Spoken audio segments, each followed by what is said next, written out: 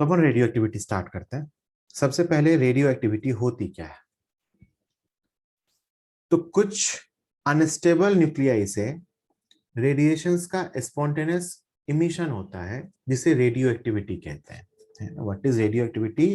This is the spontaneous emission of radiations from some of the radioactive substances. इसकी discovery सबसे पहले की थी रदरफोर्ड ने, और मैडम क्यूरी ने इसके लिए इंपॉर्टेंट लॉज दिए थे या इसके लिए कुछ इंपॉर्टेंट डिस्कवरीज की थी, तो उनका भी नाम काफी रिस्पेक्ट से लिया जाता है। सो this is the basic meaning of radio activity.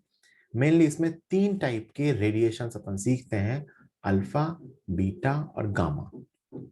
Alpha और बीटा पार्टिकल्स हैं और गामा रेज होती हैं या गामा फोटॉन्स हैं एक्चुअली में। तो हमें यही डीकेज एक एक करके सीखने हैं कि what is alpha decay, what is beta decay and what is gamma decay, है ना। तो यही अपना ये टॉपिक है, ये जो अपना थ्योरेटिकल पार्ट है। फिर इसके मैथमेटिकल पार्ट में जाते हैं, इसमें अपन ये डीके की कैलकुलेशन करते हैं। तो रेडियो एक्टिविटी क्या होती है कि कुछ अनस्टेबल न्यूक्लियाई होते हैं जो स्टेबिलिटी को अचीव करने के लिए ये रेडिएशंस रिलीज कर रहे होते हैं। तो अपना रेडियो एक्टिविटी में फर्स्ट टॉपिक है alpha decay. First type of decay is alpha decay. Alpha particle क्या होता है ये अपन सब लोग जानते हैं। Alpha particle is simple helium nucleus, है ना। What is alpha particle? Helium nucleus.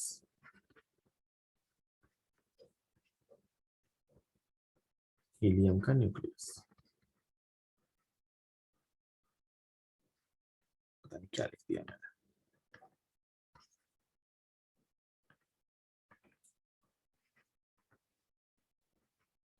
है ना, अल्फा पार्टिकल। तो अल्फा डीके में क्या होता है, अगर मैं इसका एक्सप्रेशन लिखूं सिंपली, तो ये एक्स ए जेड एक कोई न्यूक्लियस था जिसका ए और जेड अपने को पता था। इसका अल्फा डीके हुआ तो कुछ वाई बना और साथ में एक अल्फा पार्टिकल मिला। Alpha particle is helium 42 plus हमें कुछ एनर्जी मिली, है ना। ये जो वाई है ये क्या होगा? तो यहाँ पे जेड प्रोटॉन है, यहाँ पे 2 प्रोटॉन है, तो यहाँ कितने प्रोटॉन मिलेंगे? Z-2। यहाँ ए न्यूक्लियन है, यहाँ 4 है, तो यहाँ ये बचेगा A-4। This is known as parent nucleus. This is known as daughter nucleus and this is alpha particle. This is basically alpha decay. ये एक पेरेंट न्यूक्लियस का डीके होता है तो एक डॉटर न्यूक्लियस और हीलियम न्यूक्लियस बनता है। इंपॉर्टेंट है कि अल्फा डीके के ड्यूरिंग सबसे ज्यादा चीज जो यहाँ काम आती है बहुत बार इस टाइप के सवालों में, ए में -4 होता है और जेड में -2 होता है। A-4 और Z-2 एक अल्फा डीके के बाद अगर एक अल्फा पार्टिकल निकल रहा है तो जो पेरेंट न्यूक्लियस है उसके मास नंबर में -4 होता है, एटॉमिक नंबर में -2 होता है। अब ये एनर्जी क्यों रिलीज होती है? क्योंकि मास डिफेक्ट होता है। There is mass defect during this process, so energy is released. तो मैं वही मास डिफेक्ट की इक्वेशन आपके सामने लिखने वाला हूं, है ना। Mass defect delta M.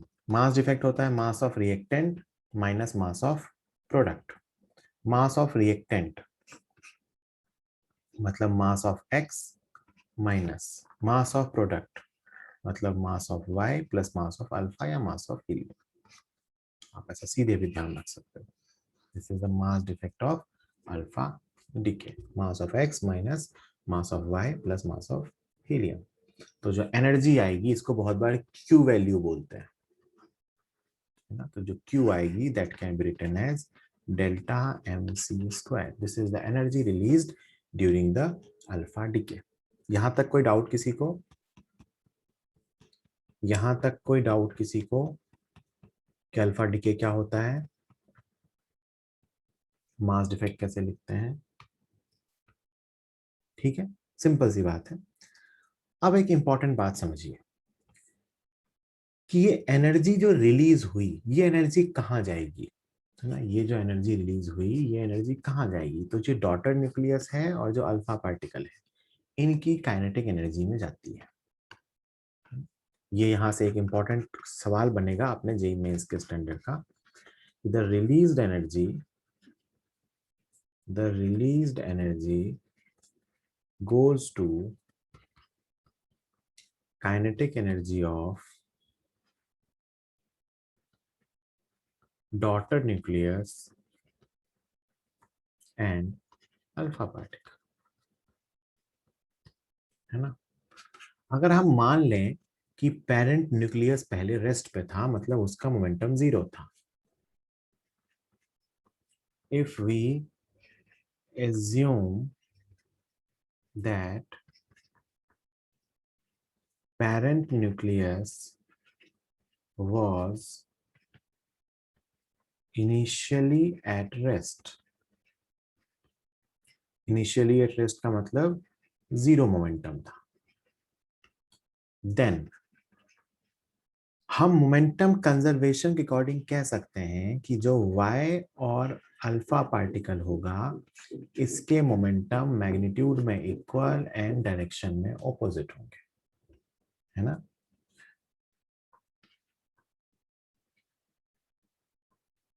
Momentum of equal magnitude and opposite direction, equal magnitude और ऑपोजिट डायरेक्शन में होंगे।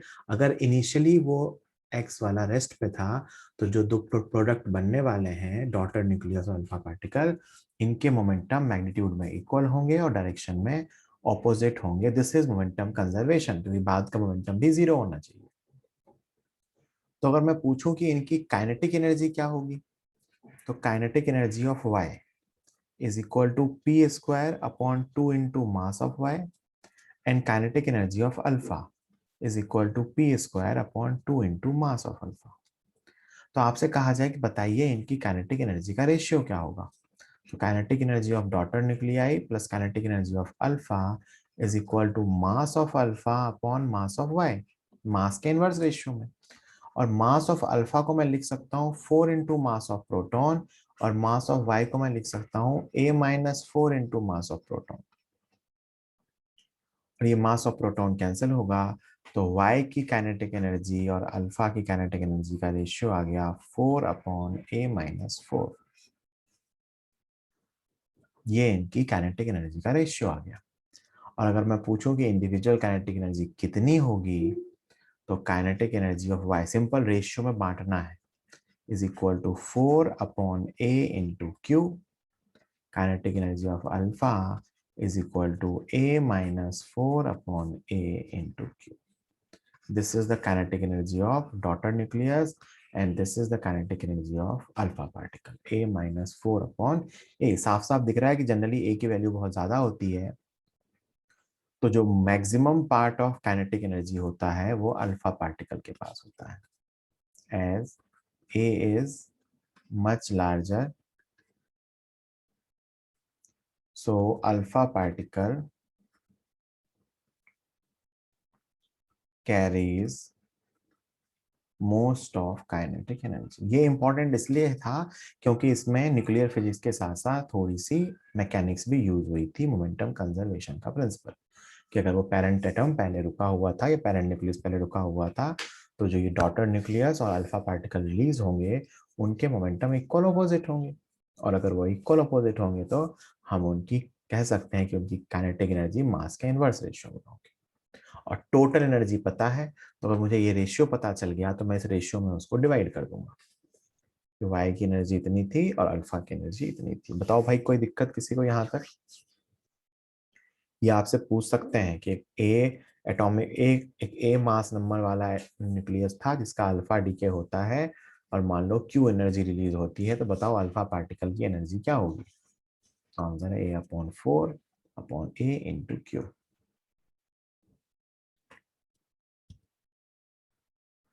डन।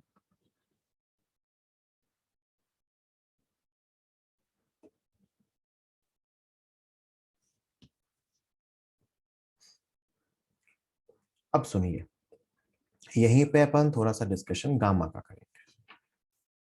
अब सुनना, आपको अगर थोड़ी बहुत याद हो, जब मैंने मैग्नेटिक इफेक्ट ऑफ करंट पढ़ाया था तो अपन ने ये सीखा था कि ट्रांसवर्स मैग्नेटिक फील्ड में ये अल्फा पार्टिकल सर्कुलर मोशन में घूमते हैं। तो आप सोच के देखिए, अगर एक पार्टिकुलर एलिमेंट का डिके हो रहा है तो ए फिक्स है और क्यू वैल्यू भी फिक्स आएगी क्योंकि मास डिफेक्ट फिक्स आएगा। तो अगर एक पार्टिकुलर डिके हो रहा है तो उसमें जो भी अल्फा पार्टिकल निकलेंगे सबकी काइनेटिक एनर्जी सेम होनी चाहिए। मानते हो ना? एक पार्टिकुलर अल्फा पार्टिकल में, एक पार्टिकुलर डीके में जो भी अल्फा पार्टिकल निकलेंगे सबकी काइनेटिक एनर्जी सेम होनी चाहिए, है ना? तो कहते हैं कि all the alpha particles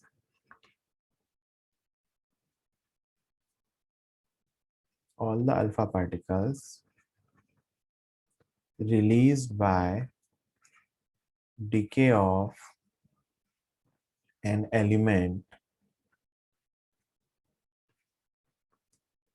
should have same kinetic energy, and if they are projected in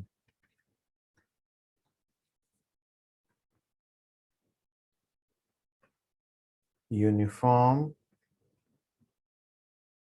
transverse magnetic field, they should move in circle of same radius।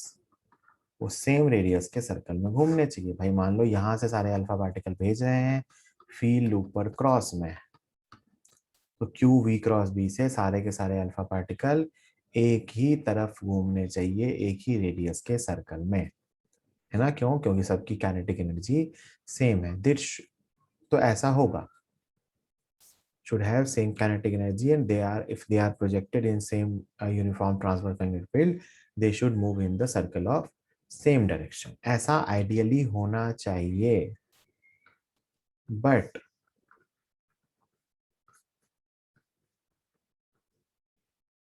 practically it was observed that alpha particles moved in some quantized radii। Alpha particle कुछ quantized radii में घूमा, वो एक ही में नहीं घूमा, मतलब discrete radius आया था। डिस्क्रीट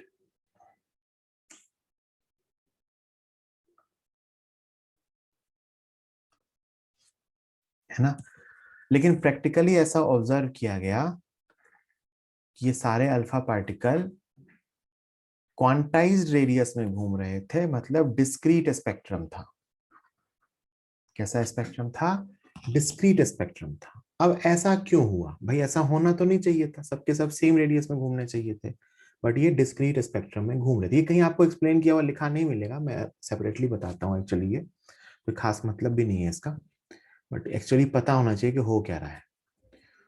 तो इसको एक्सप्लेन करने के लिए गामा के इमिशन को बताया गया कि एक्चुअली में इसमें गामा का इमिशन भी होता है और गामा फोटोन्स है ना? तो this was explained by gamma. This was explained by emission of gamma। Gamma के फोटॉन्स के emission से इसको एक्सप्लेन किया गया। होता क्या है कि जब मान लो ये x था, x से अपन ने कहा ना कि y बना प्लस एक अल्फा पार्टिकल मिला और साथ में एनर्जी मिली, तो आगे चल के ऑब्जर्व किया गया कि y नहीं बनता है बल्कि y स्टार बनता है। मतलब y का न्यूक्लियस बनता है, वो एक्साइटेड स्टेट में होता है।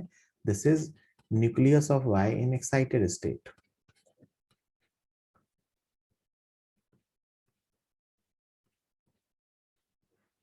और इसका डी एक्साइटेशन होता है और फिर y बनता है, और इस ड्यूरिंग एक गामा का फोटोन रिलीज होता है, एक या दो, जिस स्टेट में बनेगा उसके अकॉर्डिंग। आपने एटॉमिक स्ट्रक्चर सीख रखा है, बिल्कुल वैसी ही कहानी है कि अगर मान लो मैं आपसे कह दूं कि एटॉमिक स्ट्रक्चर में एक इलेक्ट्रॉन जो है वो यहाँ पे है 4 में, तो वो ग्राउंड स्टेट में आना चाहता है, तो वो यहाँ से यहाँ का फोटोन रिलीज करेगा, या वो ऐसे आएगा, या हो सकता है वो ऐसे आ जाए, या हो सकता है वो ऐसे आ जाए, है ना। तो यहाँ भी वही होता है कि जो न्यूक्लियस होता है ना, न्यूक्लियस के अंदर भी ऐसे ही एनर्जी ऑर्बिटल्स होते हैं। तो जो नया न्यूक्लियस बना वो अपने ग्राउंड स्टेट में ना बन के किस में बनता है, एक्साइटेड स्टेट में। तो उसका स्टेबलाइजेशन होता है, और उसके स्टेबलाइजेशन के ड्यूरिंग गामा का फोटोन रिलीज होता है। और क्योंकि गामा फोटोन है और फोटोन की एनर्जी क्वांटाइज्ड है, गामा क्या है, फोटोन है, और फोटोन की एनर्जी क्वांटाइज्ड है, इसीलिए एक रेडियस ना मिलके कुछ डिफरेंट रेडियस मिलती है। कैसा देखा जाता है कि कुछ अल्फा पार्टिकल ऐसे घूम गए, कुछ अल्फा पार्टिकल इस रेडियस में घूम गए, कुछ अल्फा पार्टिकल इस रेडियस में। क्यों? क्योंकि एक्चुअली में जो ये एनर्जी रिलीज हुई, ये पूरी की पूरी एनर्जी काइनेटिक एनर्जी में नहीं गई, बल्कि वो गामा में भी गई। तो जो एक्चुअली अल्फा पार्टिकल की एनर्जी आती है, वो जो अपन ने ये लिखा था ना A-4/A/Q, ये नहीं आती है, बल्कि Q minus energy of gamma आती है। वो एक गामा हो सकता है, वो गामा किसी भी स्टेट वाला हो सकता है, 4 से 3 वाला, 3 से 4 से 1 वाला, तो उसके अकॉर्डिंग डिफरेंट डिफरेंट रेडियस मिलते हैं। तो this is actually gamma radiation. So gamma are the photons. Gamma photons क्यों रिलीज होते हैं? अपने काम की बात यह है कि न्यूक्लियस जो फॉर्म होता है उसकी स्टेबिलिटी के कारण ये मेगा इलेक्ट्रॉन वोल्ट एनर्जी के ऑर्डर के होते हैं। This is the useful thing. जैसे कि हमने एटम में वो इलेक्ट्रॉन वोल्ट में आता था, न्यूक्लियस में ये मेगा इलेक्ट्रॉन वोल्ट में आता है ना। तो इसको आप बुक्स में लिखा, सिर्फ एक लाइन आपकी जो मैंने पूरी एक पेज की कहानी बताई, ये आपको बुक में सिर्फ एक लाइन के फॉर्म में लिखा मिलेगा हर किताब में कि अल्फा पार्टिकल का डिस्क्रीट स्पेक्ट्रम होता है। तो कभी ये समझ में नहीं आता है कि डिस्क्रीट स्पेक्ट्रम है क्या। एक्चुअली वो ये है कि ये सारे अल्फा पार्टिकल अलग अलग रेडियस के सर्कल में घूम रहे हैं। और क्यों घूम रहे हैं? क्योंकि हर अल्फा पार्टिकल की एनर्जी डिफरेंट हो सकती है due to emission of gamma. तो ये गामा रेडिएशन था जो अल्फा के साथ होता है। तो एक्चुअली यहाँ साथ में अपने को गामा भी मिलता है due to stabilization. This was all about alpha decay. Alpha decay के बारे में आपको इंपॉर्टेंट बात बताऊं, तो अगर एक न्यूक्लियस का अल्फा डीके होता है तो उसके एटॉमिक नंबर में -2 होता है, मास नंबर में -4 होता है, और ये उसका मास डिफेक्ट है, ये उसकी काइनेटिक एनर्जी का रिलेशन है। जब तक आपसे ना कहा जाए कि गामा को कंसीडर करो, जस्ट अ मिनट।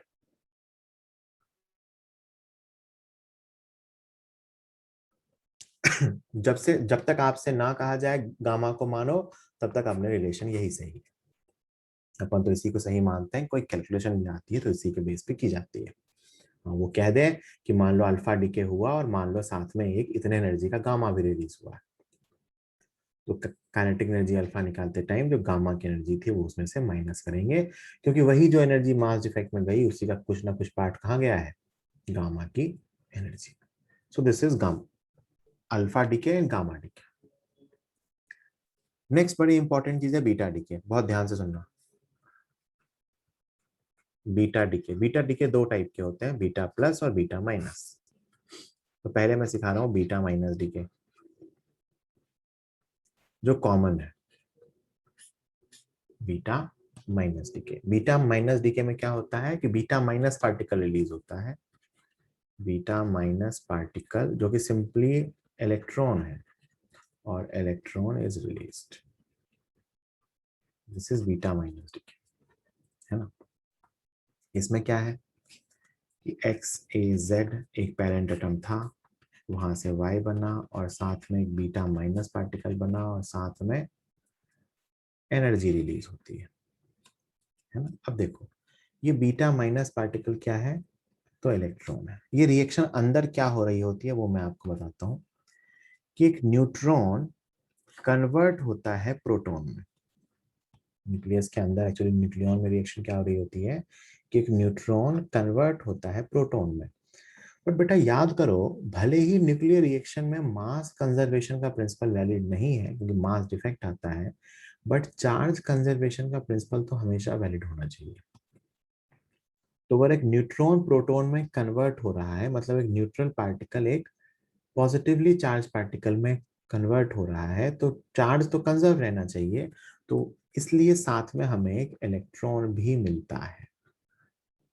अब देखो इसका टोटल चार्ज 0 है, और ये इजीली हो सकता है क्योंकि न्यूट्रॉन का मास प्रोटॉन से ज्यादा होता है, क्योंकि हैवी मास एक लाइट मास में ब्रेक हो रहा है। तो एक्चुअली अंदर की कहानी ये होती है कि एक न्यूट्रॉन एक प्रोटॉन में ब्रेक होता है, साथ में एक इलेक्ट्रॉन मिलता है, साथ में एक्चुअली एक और पार्टिकल मिलता है जिसके बारे में आगे बात करूंगा, ये बस नाम जान लो, एंटी न्यूट्रिनो, और साथ में अपने को एनर्जी है, यहाँ भी एंटी न्यूट्रिनो मिलता है। This is anti neutrino, anti neutrino, है ना। तो ये अंदर रिएक्शन हो रही होती है मेनली इसमें। What is in beta decay, beta DK में न्यूट्रॉन प्रोटॉन में चेंज होता है। हमें अगर चार्ज बैलेंस रखना है तो अगर प्रोटॉन जैसे कि पॉजिटिवली चार्ज है तो उसको बैलेंस करने के लिए साथ में एक नेगेटिवली चार्ज पार्टिकल फॉर्म होगा विच इज इलेक्ट्रॉन। ये एंटी न्यूट्रिनो है, इसके बारे में भी आगे बात होगी। And this is energy, energy, है ना।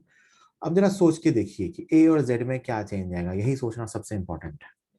तो बेटा न्यूट्रॉन प्रोटॉन में चेंज हो गया, तो ए में तो कोई चेंज ही नहीं हुआ। अगर न्यूट्रॉन प्रोटॉन में चेंज हुआ तो ए तो क्या होता है, प्रोटॉन न्यूट्रॉन्स का सम, तो ए में कोई चेंज ही नहीं हुआ। और हाँ, जेड में +1 हो गया क्योंकि एक्स्ट्रा प्रोटॉन फॉर्म हो गया। तो बीटा माइनस डीके में या बीटा डीके में ए चेंज नहीं होता है। ए सेम जिनके होते हैं उनको क्या बोलते हैं, जिन एलिमेंट्स के लिए ए सेम होते हैं उनको क्या बोलते हैं, जिन एलिमेंट्स के लिए ए सेम होते हैं उनको क्या बोलते हैं।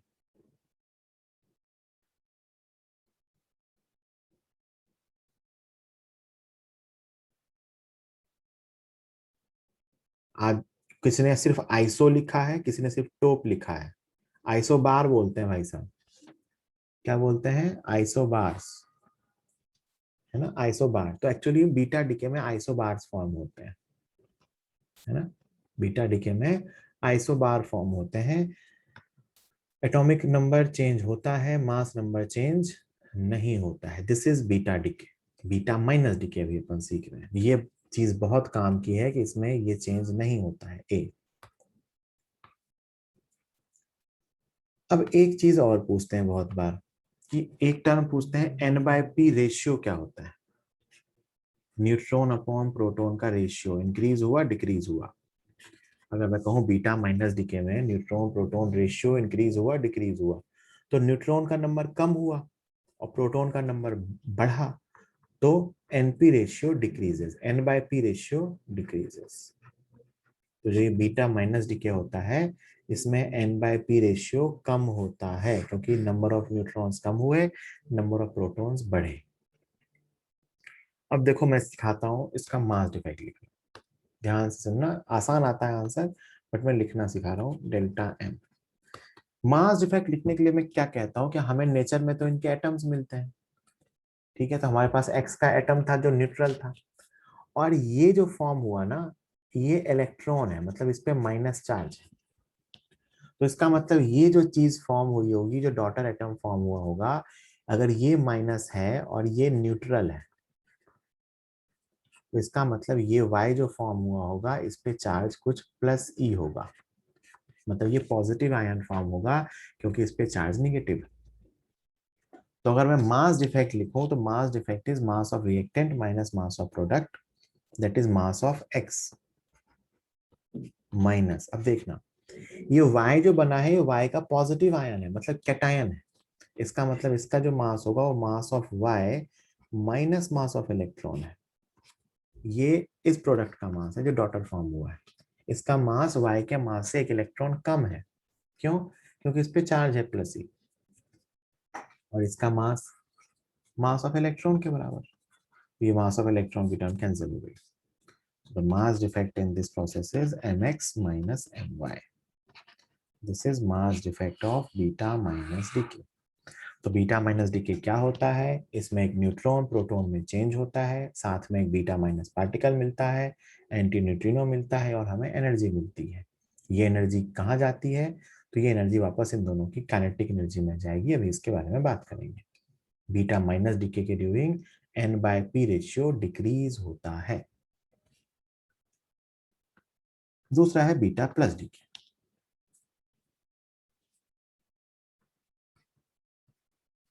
Beta plus decay, beta plus decay क्या होता है? तो जैसे बीटा माइनस में था ना कि beta minus particle is release, तो बीटा प्लस डीके में होता है बीटा प्लस और positron is released. Beta plus और positron is release, this is beta plus decay. Reaction इसमें क्या हो रही होती है कि एक प्रोटॉन जो होता है वो न्यूट्रॉन में चेंज हो रहा होता है। तो ये प्रोसेस पता है अपने आप नहीं हो सकती, क्योंकि इसमें मास इंक्रीज हो रहा है। ये प्रोसेस अपने आप पॉसिबल नहीं है, क्योंकि प्रोटॉन का मास कम होता है, न्यूट्रॉन का मास ज्यादा होता है। तो इसके लिए हमें कहीं ना कहीं से एनर्जी चाहिए होगी, बताऊंगा कहां से आती है। वापस चार्ज बैलेंस होना चाहिए, तो प्रोटॉन पे प्लस ई का चार्ज है, न्यूट्रॉन तो न्यूट्रल है, तो चार्ज बैलेंस होने के लिए यहाँ पे ई प्लस मिलता है, यहाँ एक न्यूट्रिनो मिलता है और साथ में कुछ एनर्जी मिलती है। ये एक्चुअली रिएक्शन होती है अंदर, है ना। दिस इज पॉजिट्रॉन और beta plus particle, this is neutrino and this is energy. जब जब न्यूट्रॉन फॉर्म होगा, न्यूट्रॉन के साथ एक न्यूट्रिनो फॉर्म होगा। जब जब न्यूट्रॉन डिस्ट्रॉय होगा, न्यूट्रॉन के फॉर्मेशन के साथ न्यूट्रिनो बनता है, और जहां न्यूट्रॉन डिस्ट्रॉय हो रहा है वहां पे एंटी न्यूट्रिनो बनता है। ठीक है।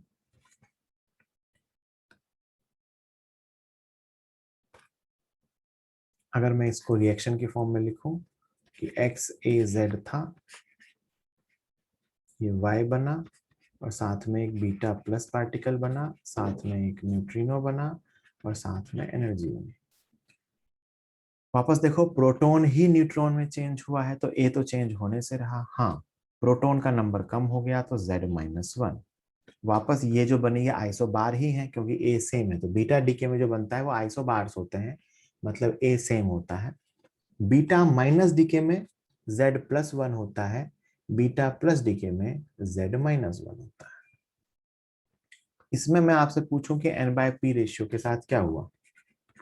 N/P रेशियो, N/P मतलब सिंपल सा मतलब होता है न्यूट्रॉन प्रोटॉन का रेशियो। तो न्यूट्रॉन इंक्रीज हुए, प्रोटॉन कम हुए, तो न्यूट्रॉन प्रोटॉन रेशियो इंक्रीज है। इस बात की इंपॉर्टेंस अभी थोड़ी देर बाद समझाऊंगा तो समझ में आएगी कि N/P रेशियो इंक्रीज डिक्रीज होने से क्या हो रहा है एक्चुअली में। बट ये तो सबको दिख रहा है ना कि उसमें N/P रेशियो डिक्रीज हुआ, इसमें N/P रेशियो इंक्रीज हुआ। फिर इसका मास डिफेक्ट लिखते हैं, डेल्टा एम।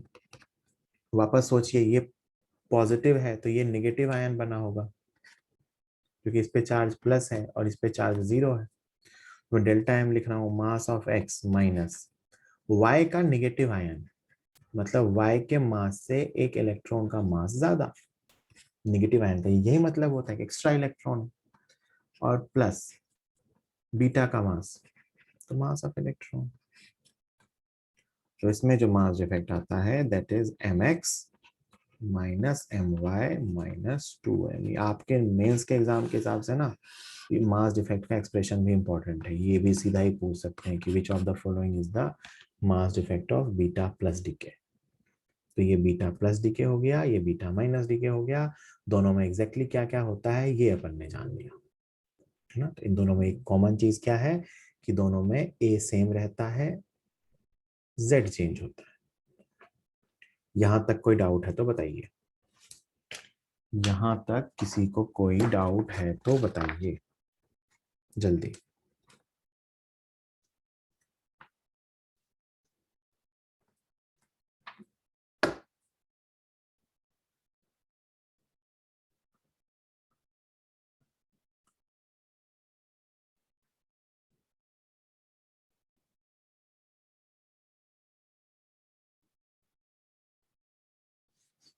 ठीक है,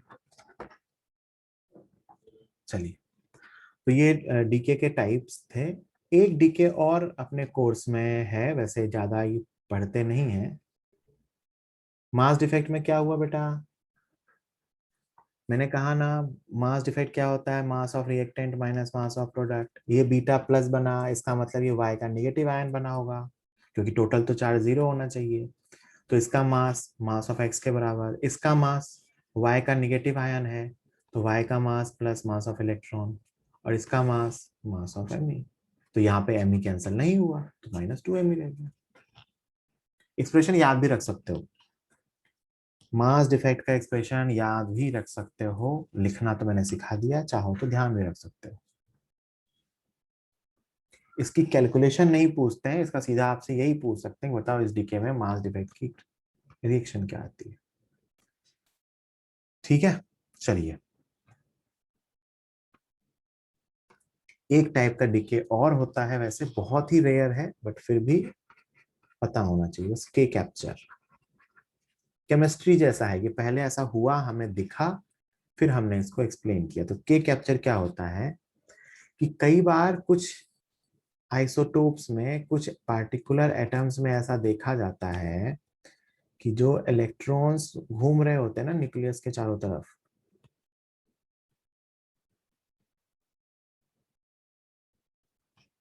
ये अपना न्यूक्लियस है, तो न्यूक्लियस क्या करता है कि के शेल के कुछ इलेक्ट्रॉन्स को कैप्चर कर लेता है, खींच लेता है अपनी तरफ, है ना। न्यूक्लियस कैप्चर्स, ये फेनोमेना है, देखा जाता है, फिर हमने इसको पढ़ना स्टार्ट किया। न्यूक्लियस कैप्चर्स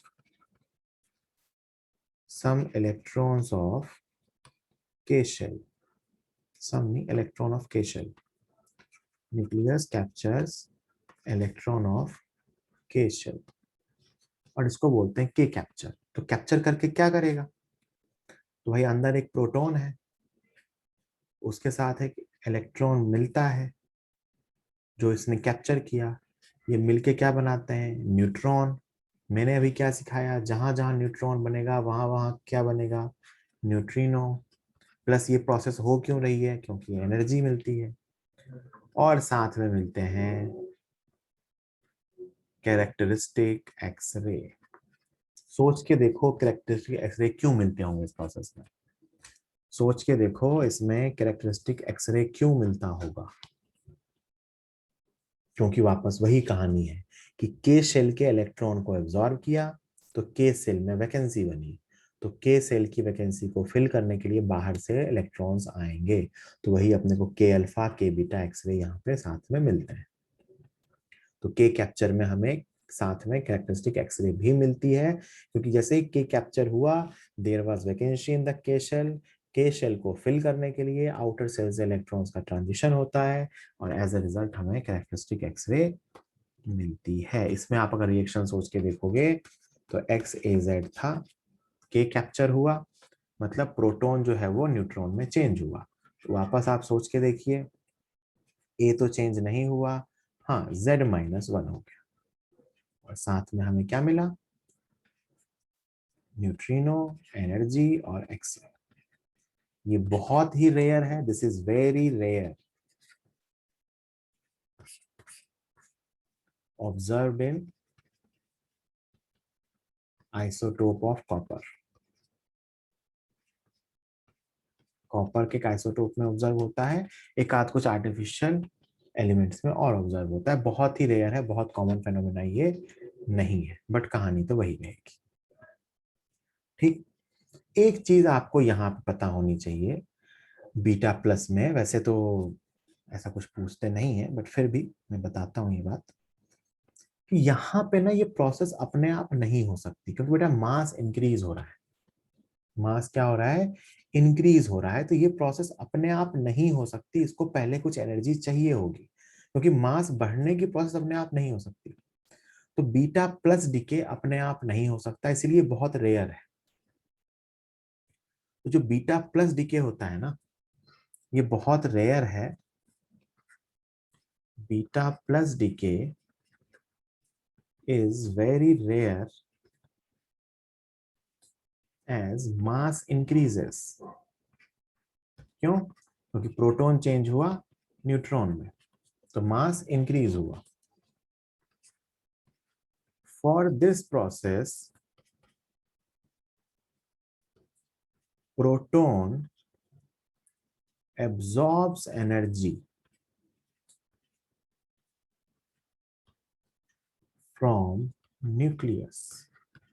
इस प्रोसेस के लिए प्रोटॉन एनर्जी कहां से एब्जॉर्ब करता है?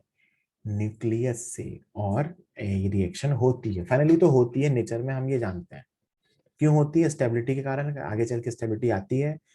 लेकिन इसके लिए जो एनर्जी चाहिए वो कहां से आती है? न्यूक्लियस से। तो इसीलिए आपको बहुत जगहों पे एक स्टेटमेंट लिखा मिलेगा कि isolated proton can not undergo beta plus DK.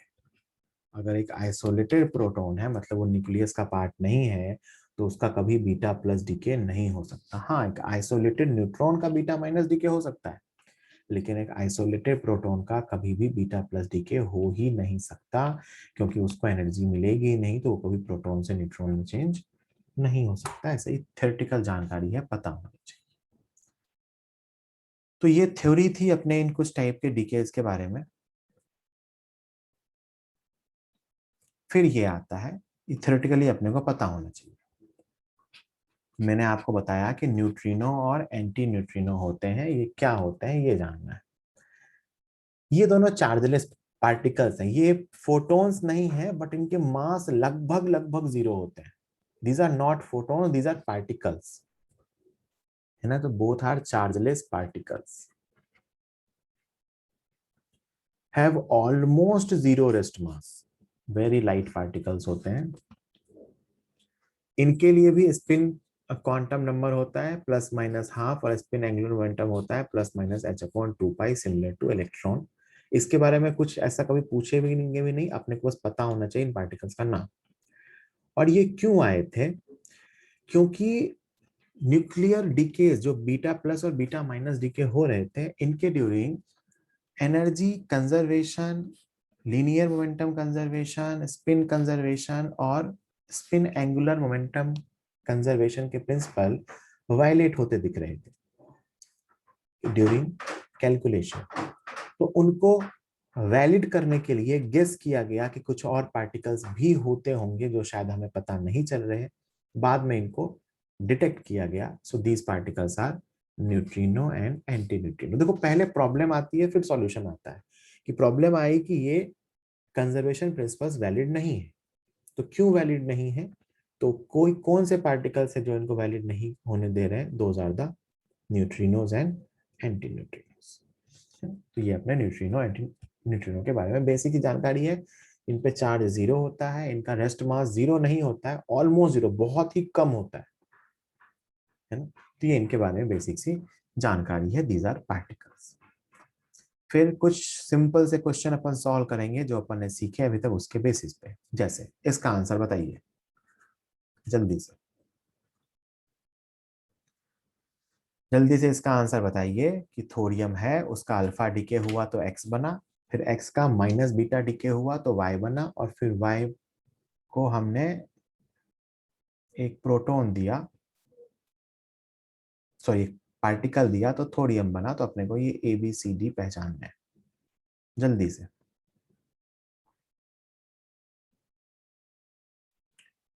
जल्दी से।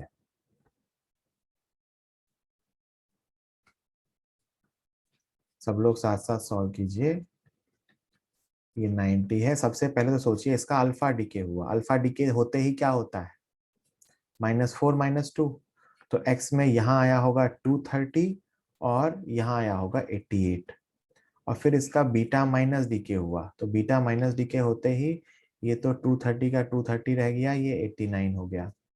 और फिर इसको एक पार्टिकल कुछ ऐसा दिया कि यहाँ पे मुझे थोरियम 230 मिल गया और 90। इसका मतलब यहाँ से एक बार और बीटा डीके ही हुआ होगा। यहाँ से यहाँ तक जाने के लिए, यहाँ से यहाँ तक जाने के लिए जो y बना, y से थोरियम 230 90 जाने के लिए a सेम रहा, और z +1 हुआ। इसका मतलब यहाँ पे एक बीटा माइनस डीके हुआ होगा। इसका मतलब एक इलेक्ट्रॉन रिलीज हुआ होगा। This is beta minus decay again. है ना। तो ये सारे अपन पहचान सकते हैं, बहुत सिंपल होता है पहचानना, अगर अपने को ये पता हो कि अल्फा डीके में क्या होता है, बीटा डीके में क्या होता है। ठीक है, किसी को कोई डाउट इस क्वेश्चन में? किसी को कोई डाउट इस क्वेश्चन में? ठीक है, फिर ये क्वेश्चन आप बताइए। ये क्वेश्चन आप बताइए कि थोरियम 234 का n टाइम्स अल्फा डीके हुआ और n dash times beta minus decay हुआ, तो बिस्मथ बना है। तो n और n डैश की वैल्यू, n अल्फा का मतलब n बार अल्फा डीके हुआ, n डैश बीटा का मतलब n dash time beta minus decay हुआ, तो जो बिस्मथ बना उसमें n और n डैश की वैल्यू।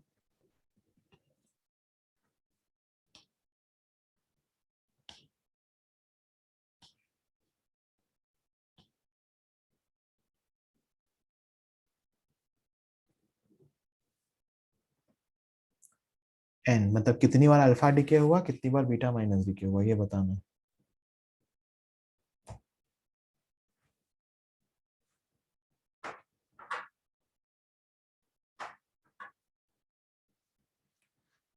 कितनी बार अल्फा डीके हुआ, कितनी बार बीटा माइनस डीके हुआ, ये बताना है। सिंपल है भैया।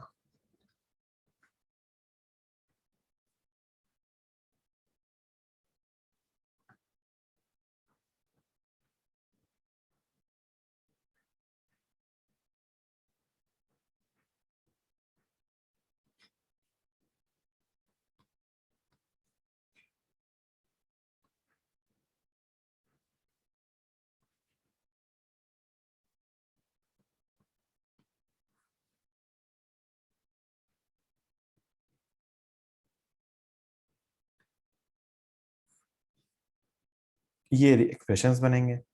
तो मुझे यहां से पता है कि 234 minus 4n is equal to 214।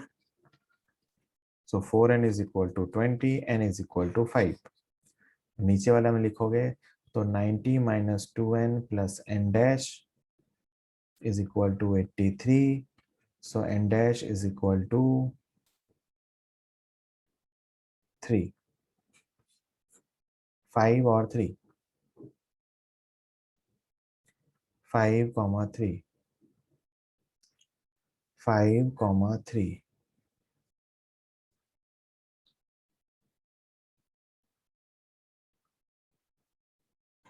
ठीक है, बेसिक पता होना चाहिए कि एक बार अल्फा डीके में क्या होता है तो 4 बार में क्या होगा, n टाइम्स में क्या होगा। भाई एक बार अल्फा डीके में 4 और 2 माइनस होते हैं, तो n टाइम्स होगा, तो इसमें -4n होगा, इसमें -2n होगा। अब n dash times beta decay हुआ, तो a तो चेंज होगा नहीं, जो यहाँ पे a था वही a यहाँ भी रहेगा। हाँ, z में प्लस n डैश हो जाएगा, तो ये बनेगा। और क्या बनेगा ये पता है, 214 और 83। तो ऊपर वाली टर्म 214 के इक्वल तो n आ गया, नीचे वाली टर्म 83 के इक्वल तो n डैश आ गया। ठीक है, ये बताइए।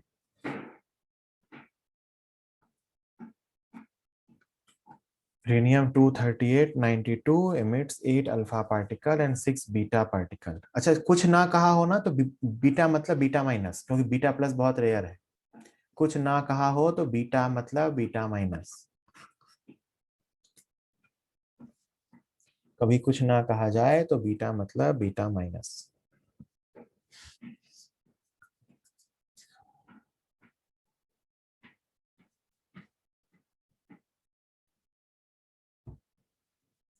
The neutron proton ratio in the product nucleus. Product बनाइए और उसमें फिर रेशियो निकाल लीजिए प्रोटॉन न्यूट्रॉन का, न्यूट्रॉन प्रोटॉन का, जल्दी।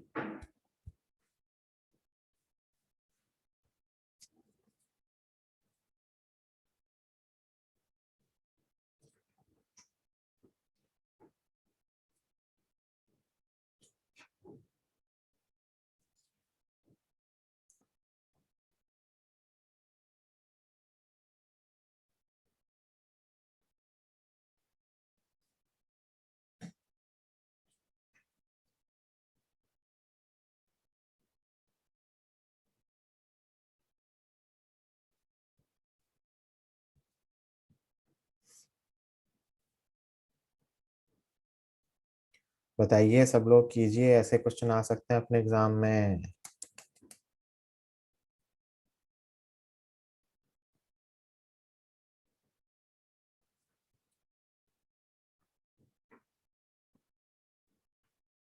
तीस सेकेंड और दे रहा हूँ, 30 सेकेंड और दे रहा हूँ।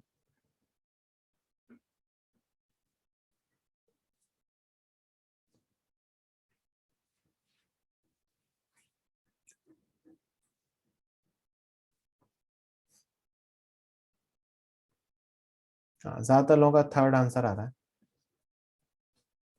ज्यादातर लोगों का थर्ड आंसर आ रहा है। गुड, शायद वही सही भी होगा। फटाफट सॉल्व कर लेते हैं।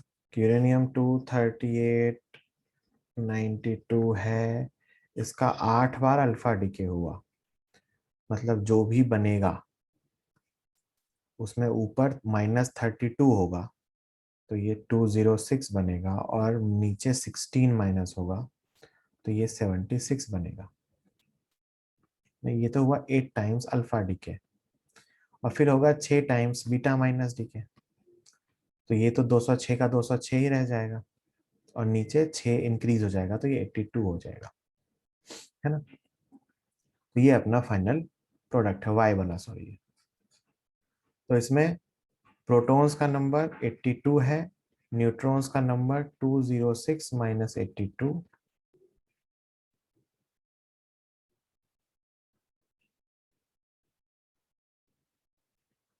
तो ये 124 है। तो जो रेशियो आएगा, ratio is 124/82, that is 62/41, so answer is third, है ना। कोई दिक्कत किसी को?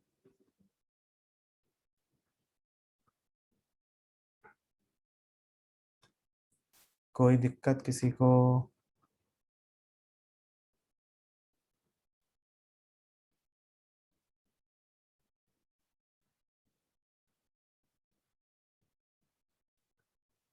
चलिए, तो ये अपना रेडियो एक्टिविटी के चैप्टर का एक पार्ट था, है ना। अब आते हैं इसके दूसरे पार्ट पे, जो मैथमेटिकल पार्ट है। अभी तक जो अपने रेडियो एक्टिविटी सीखी है वो मोस्टली थियोरेटिकल था, अब अपन उसका मैथमेटिकल पार्ट सीखेंगे कि उसमें मैथ्स क्या है।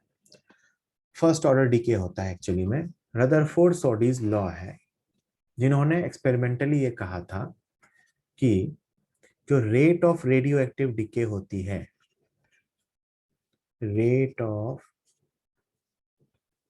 Radio active decay is directly proportional to number of active nucleus present in the sample।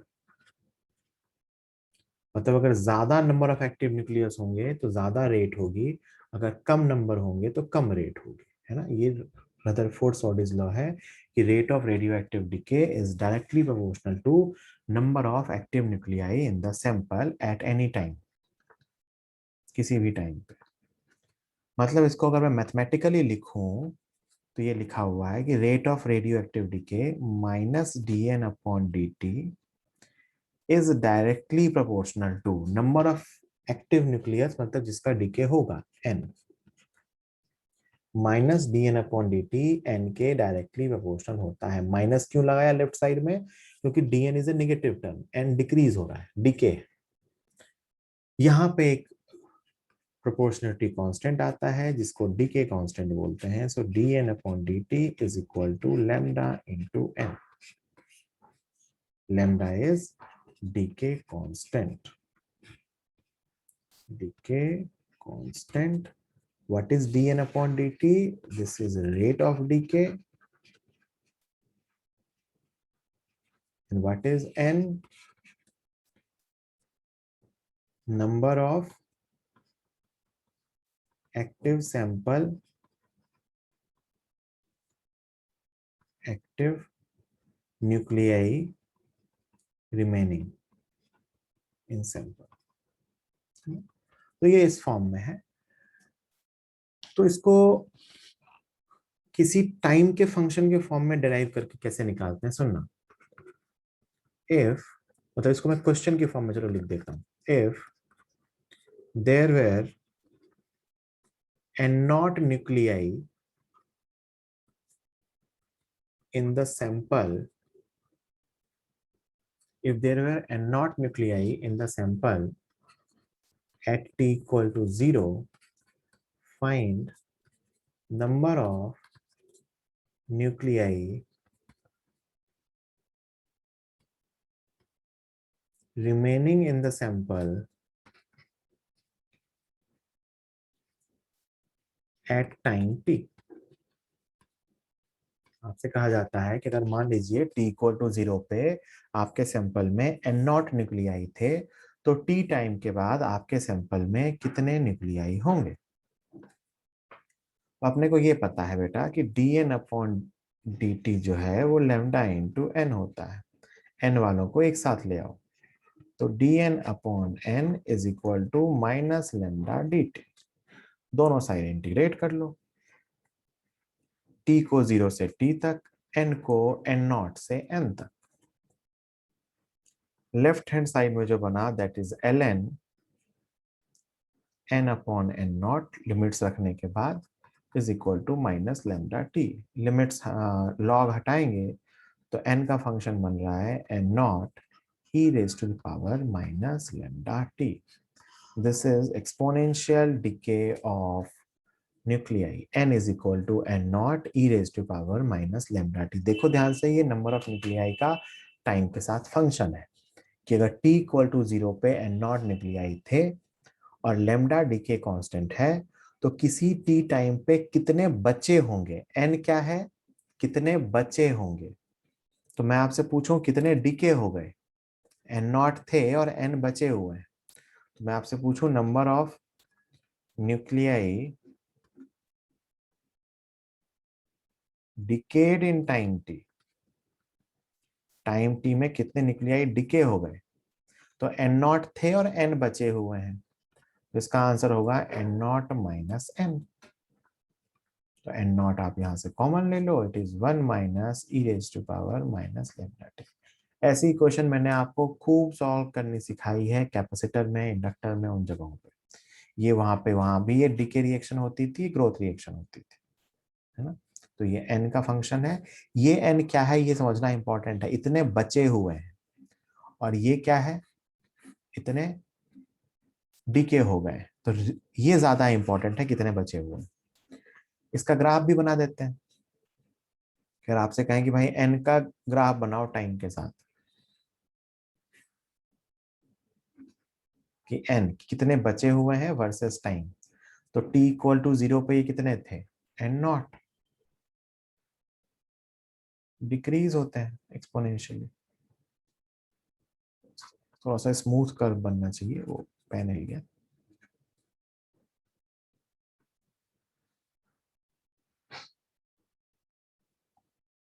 है ना, ऐसा। ठीक है, तो ये n का फंक्शन है t के साथ, n t के साथ n is equal to n naught E raise to power minus lambda t। ये फंक्शन है n is equal to n naught E raise to power minus lambda t।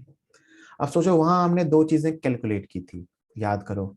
एक की थी अपन ने टाइम कांस्टेंट के बराबर टाइम, तो यहाँ पे एक होती है मीन लाइफ। क्या होती है, मीन लाइफ, जिसको लिखते हैं टी मीन या एवरेज लाइफ।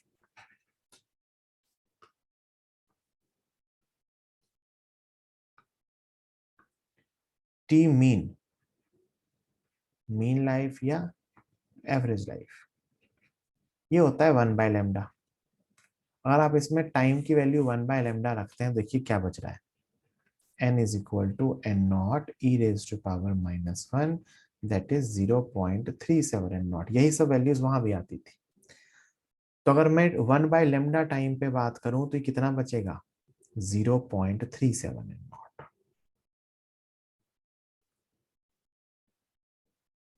बहुत इंपॉर्टेंट पार्ट है ये, ध्यान से सुनो। This is mean life 1/λ। और एक होती है हाफ लाइफ। हाफ लाइफ क्या होती है, वो टाइम जिसके बाद ये आधा हो जाए। हाफ लाइफ ना, इसको से TH से लिख देते हैं।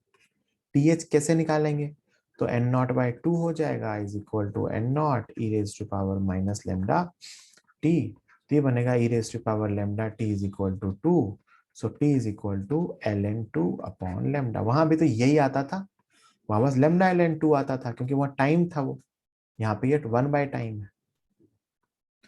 तो ये टाइम आता है जब ये 0.5 n0 होता है।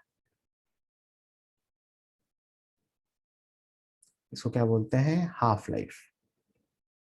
ये कहाँ मिलता है, TH and this is equal to ln2 upon lambda.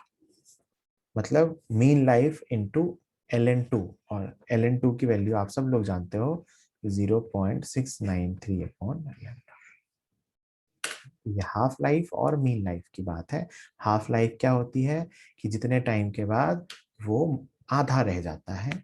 Mean life क्या होती है, जितने टाइम के बाद वो इनिशियल सैंपल का 37% रह जाता है।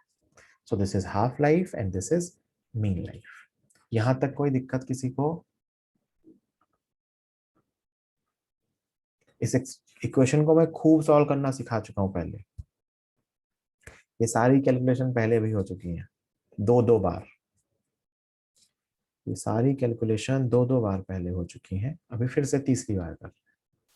एक्सपोनेंशियल इक्वेशन को सॉल्व करना, उसके वैल्यूज निकालना अपने लिए थोड़ा इंपॉर्टेंट है। कोई दिक्कत किसी को कि ये न्यूक्लियर डीके की रिएक्शन आती है, उसके अकॉर्डिंग हमने वो ग्राफ बनाया और मीन लाइफ और एवरेज लाइफ का फंक्शन कि डीके की इक्वेशन है n is equal to n0 e raise to power minus lambda T.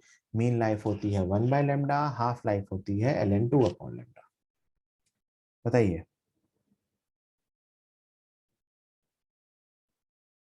कोई दिक्कत किसी को यहां तक? तुम लोग हो ना क्लास में? अच्छा 13 लोग बचे हैं, 12 लोग, कोई बात नहीं, क्या कर सकते हैं।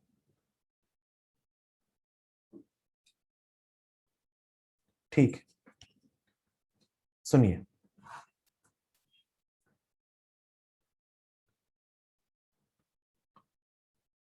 फिर एक छोटी सी टर्म और पता होनी चाहिए, कुछ है नहीं, बस वो टर्म पता होनी चाहिए, क्योंकि टर्म पता नहीं होगी तो उसके क्वेश्चन नहीं कर पाएंगे। एक्टिविटी क्या होती है, activity. What is activity? It is rate of radioactive decay at any instant। किसी इंस्टेंट पे जो रेडियो एक्टिव डिके की रेट होती है उसे एक्टिविटी कहा जाता है। What is activity? It is the rate of radioactive decay at any instant. मतलब एक्चुअली एक्टिविटी इज, जो आपने सीखा, -dn/dt ही तो एक्टिविटी है, क्योंकि यही तो रेट ऑफ डिके है, and this is equal to lambda N.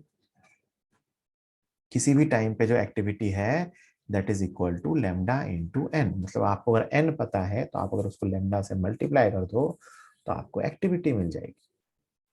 तो बेटा आप सोच के देखो, अगर आप एन का फंक्शन जानते हो, N is equal to n0 e raise to power minus lambda T. इसको एक काम करते हैं, दोनों तरफ लेमडा से मल्टीप्लाई कर लेते हैं।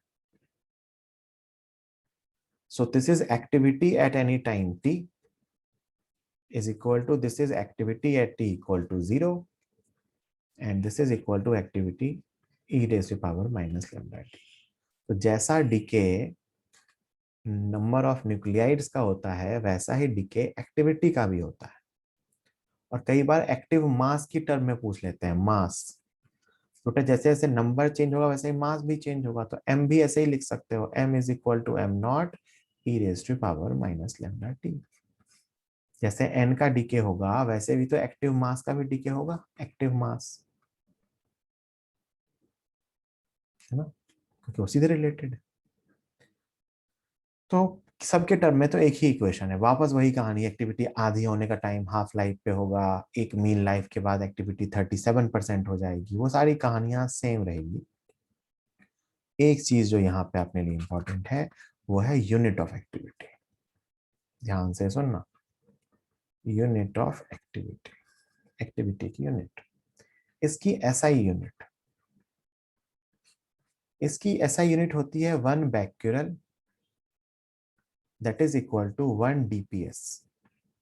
दिस इज बैक्यूरल, साइंटिस्ट के नाम पे है,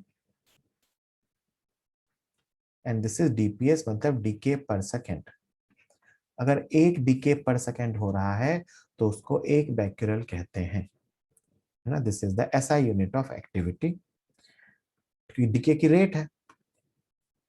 इसकी एक अदर इंपॉर्टेंट यूनिट होती है, अदर यूनिट जो काफी इंपॉर्टेंट है, दैट इज क्यूरी। ये सीजीएस नहीं है, इंपॉर्टेंट यूनिट है क्यूरी, 1 क्यूरी,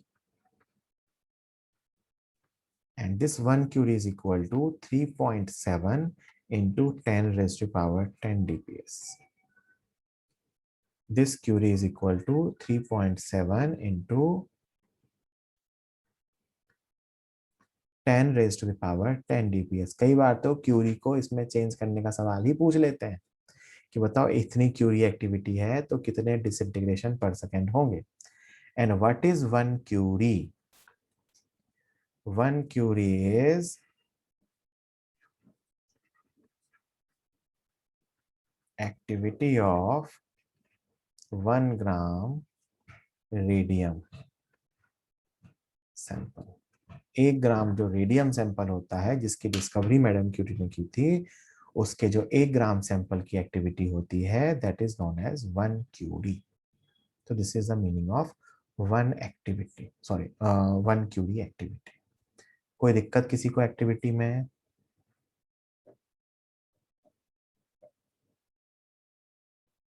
कोई दिक्कत किसी को एक्टिविटी में?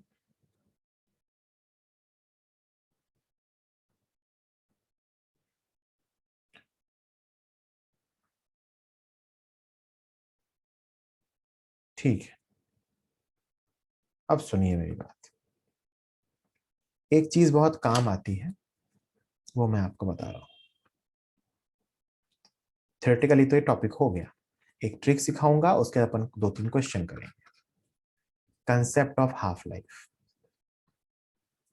ये आपने खूब यूज किया है केमिकल काइनेटिक्स में, बस वही यहां भी करना है कि after each half life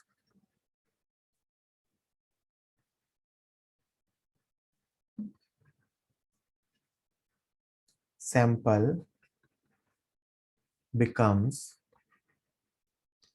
half of previous value, half of previous amount।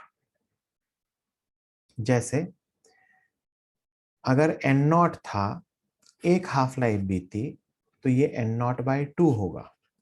एक हाफ लाइफ और बीतेगी तो n नॉट बाई 2 का आधा मतलब n नॉट बाई 4 होगा।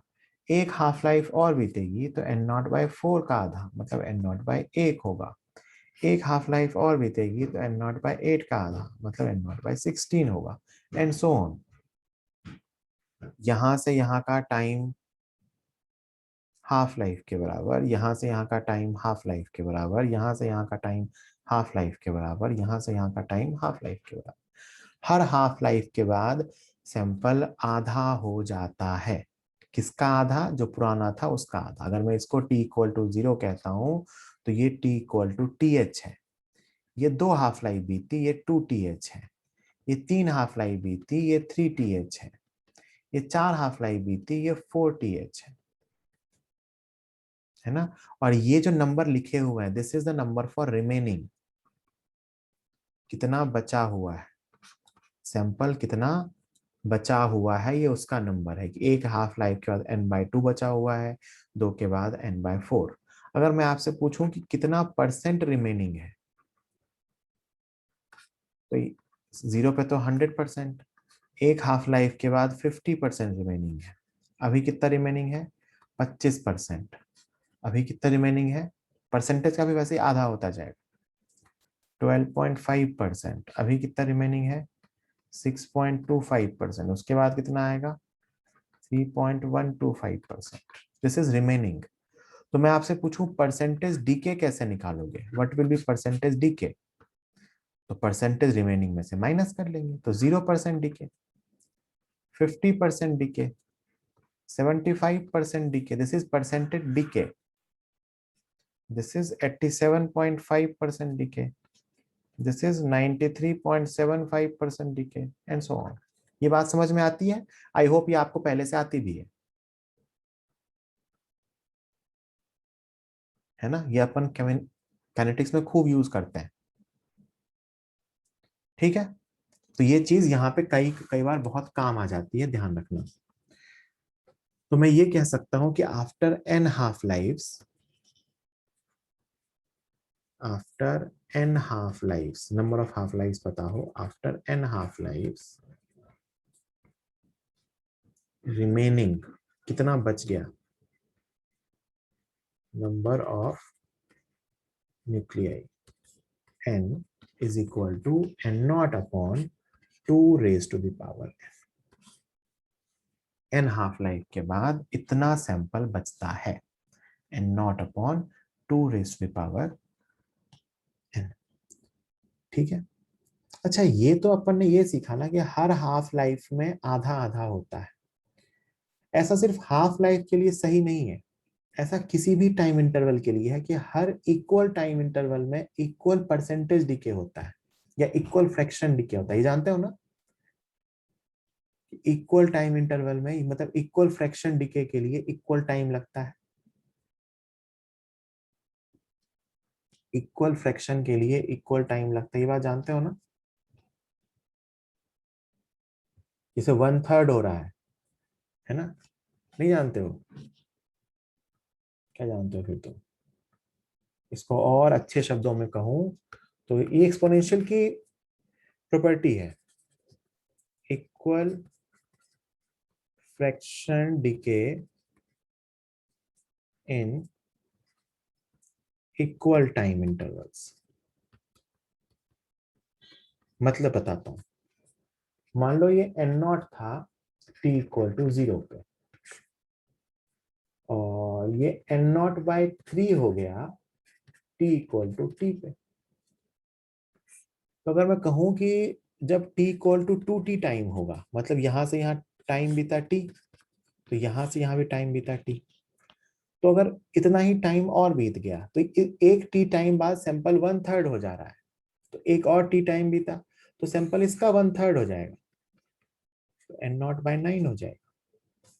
फिर t इक्वल टू 3t, एक टाइम और बीता, इक्वल टाइम में इक्वल फ्रैक्शन डिके होता है, फिर इसका 1/3 हो जाएगा, n not by 27 and so on. Equal fraction decay होता है इक्वल टाइम इंटरवल में। वो फ्रैक्शन वहां हाफ था, उसको हाफ लाइफ बोल दिया था, ऐसा कोई भी फ्रैक्शन हो सकता है ना? तो ये भी सही है, वहीं से आप देखोगे एक्सपोनेंशियल से निकल के ये भी आ जाता है कि इक्वल फ्रैक्शन का डिके होता है इक्वल टाइम में।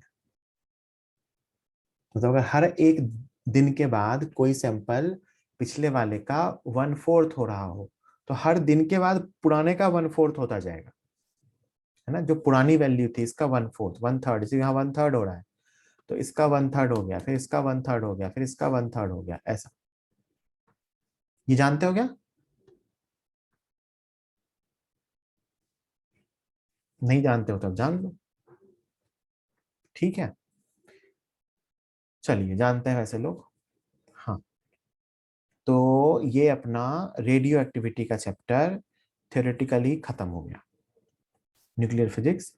अब अपन अभी क्या करेंगे, 2-3 मिनट बचे हुए हैं, 1-2 क्वेश्चन आज करेंगे, फिर मैं 2-4 क्वेश्चन नेक्स्ट टर्न पे कराऊंगा। 2-3 क्वेश्चन अपन आज करेंगे, जैसे ये क्वेश्चन, एक क्वेश्चन मैं ही दिखाता हूं आपको सॉल्व करके। In a old rock, ratio of nuclei of uranium and lead is 1:1. Half life of uranium is this. Initially, if uranium was there, how old is the rock? इस तरह के सवाल अपन नेक्स्ट टर्न पे इसके 5-6 type के question और करेंगे, है ना? और फिर अपन नेक्स्ट टॉपिक पढ़ेंगे। तो अभी 1-2 क्वेश्चन ध्यान से सुन लो बस। क्वेश्चन इंपॉर्टेंट है, थ्योरी के साथ साथ क्वेश्चन कैसे किए जाते हैं वो सुनना, इसलिए ध्यान से सुनिएगा कि क्वेश्चन कैसे करते हैं। तो हमने कहा कि हमें एक ओल्ड रॉक का सैंपल मिला है इसमें यूरेनियम और लेड पाया जा रहा है 1:1 के रेशियो, तो आधा आधा, और हमें यूरेनियम की हाफ लाइफ दे रखी है। तो कहा गया है कि अगर पहले सिर्फ यूरेनियम था तो बताओ रॉक कितना पुराना है। मतलब जब ये रॉक बनी होगी T=0 पे, तो इस पे जितने भी थे सब यूरेनियम थे, एंड नॉट अगर न्यूक्लियाई थे तो सबके सब किसके थे, यूरेनियम के। क्योंकि ऐसा कहा है कि let initially it contains only uranium nuclei. तो अगर टोटल न्यूक्लियाइड एंड नॉट है तो इनिशियली तो सबके सब क्या थे, यूरेनियम, और फिर इसका डीके हुआ। तो इसके डीके से क्या हुआ, कुछ यूरेनियम लेड में चेंज हो गया। तो अभी कुछ टाइम टी है, अभी इसमें क्या है कि N0/2 यूरेनियम है और N0/2 लेड है ना। N0/2 कैसे, आधा आधा है, 1:1 के रेशियो में। तो ये लेड कैसे फॉर्म हुआ होगा, यूरेनियम के डीके से, ऑब्वियस सी बात है, और कोई मेथड ही नहीं है फॉर्म होने का। तो यूरेनियम से लेड फॉर्म हुआ होगा रेडियो एक्टिव डीके से। तो सोच के देखो ये कौन सा टाइम, ऐसे ही सोच सकते हैं कि यूरेनियम N0 था और अब यूरेनियम N0/2 हो गया। इसका मतलब ये जो टाइम बीता है ये कितना है, हाफ लाइफ। कितना है, हाफ लाइफ। तो अगर आपसे पूछा जाए कि सैंपल की एज कितनी होगी, तो एज ऑफ द सैंपल आ गया सीधा हाफ लाइफ के बराबर, दैट इज 4.5 × 10⁻⁹ ईयर्स। बात समझ आती। तो ये सोचना होता है, क्वेश्चन में इंफॉर्मेशन लिखी होती है उसके अकॉर्डिंग ये सोचना होता है कि पहले क्या था और अभी क्या है। जैसे एक क्वेश्चन ऐसा ही, और ये क्वेश्चन सोचिए, ये क्वेश्चन सब लोग सोच के बताइए आंसर क्या आएगा। The half-life of a radioactive isotope is 50 years. It decays to another element Y, which is stable. The two elements X and Y were found in the ratio this the age of the rock was. जल्दी बताइए।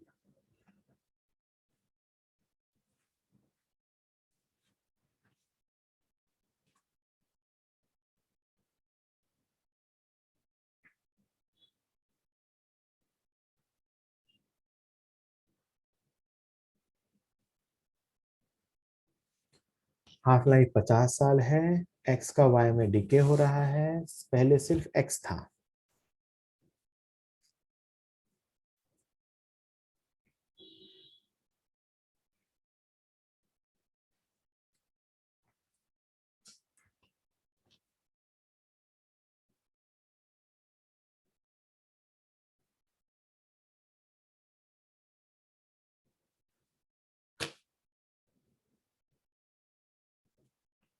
जल्दी, ये x से Y बन रहा है। पहले जब फॉर्म हुआ होगा तो सिर्फ x था एंड नॉट, y कितना था, 0। अभी ये 1:15 के रेशियो में है, तो मतलब आज के टाइम में ये है 1/16 और ये है 15/16। ये t=0 पे इनिशियली सिर्फ x था, कोई भी y नहीं था। आज के टाइम पे x और y 1:15 के रेशियो में है। मतलब अगर टोटल न्यूक्लियाइड्स N0 थे तो x है N0/16, y है 15 N0/16।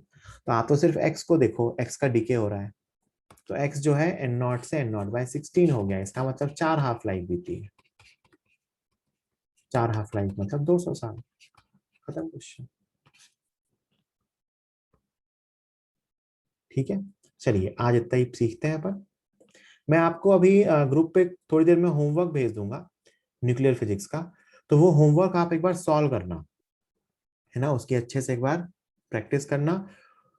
नेक्स्ट टर्न पे अपन इसके 5 6 7 क्वेश्चन और लेंगे, तो वो क्वेश्चंस हैं आप खुद से भी सॉल्व कर सकते हो। नेक्स्ट टाइम पे अपन क्वेश्चंस डिस्कस भी करेंगे आपके मॉड्यूल से निकाल निकाल के ही, तो आप एक बार अच्छे से उसकी प्रैक्टिस कर लेना। ठीक है, चलिए लेक्चर फिनिश करते हैं। Thank you.